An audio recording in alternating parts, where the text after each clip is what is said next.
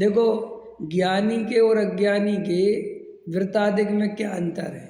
ज्ञानी और अज्ञानी के वृत्तादिक में ये अंतर है, अज्ञानी ये मान के चलता है कि बाहरी वृत्तशील संयम आदि करे बिना आत्मा की प्राप्ति नहीं हो सकती।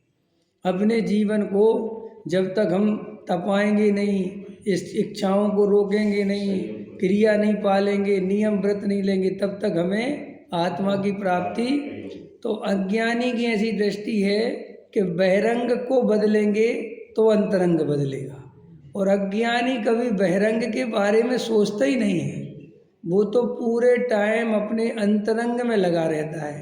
तो अंतरंग में लगा रहने से बहिरंग बदलता है कि नहीं बदलता? 100% बदलता है। कैसे?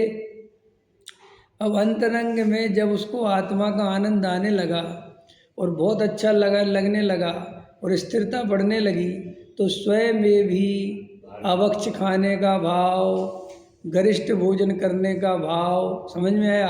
अपने आप ही नहीं आता। इसलिए नहीं कि ये भोजन में पाप है, ये फलान जगह, ये बात नहीं है। अंदर से इतना तीव्र राग नहीं आता है कि वो कुछ भी भक्षण कर ले, अपने आप ही ऐसा लगता नहीं।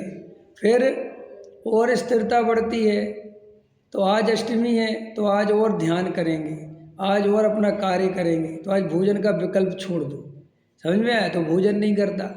अब अज्ञानी को चूंकि उसकी अंदर की परिणति तो दिखती नहीं, अज्ञानी को ऐसा लगता है कि देखो इनने बाहर में इसने भोजन नहीं किया, तो वो सोचता है कि मैं भी नहीं करूँगा। बस अज्ञानी नकल करने लगता है, इसलिए उसके विचारे कभी सच्चा धर्म नहीं होता। और ज्ञानी सहज है, भोजन छोड़ा भी अपने आत्मा के लिए और भोजन करा भी आत्मा के लिए। समझ में आया? अब आत्मा में आनंद बहुत लगने लगा, अब घर गृहस्थी में रहने का भाव ही नहीं बनता, अब स्त्री पुत्र आदि के बीच में भाव ही नहीं रहता, अब बस एकांत बहुत ज़्यादा प्रिय हो गया। अब तो बस ऐसा लगता है कि बस एकांत, कोई डिस्टर्ब नहीं करे।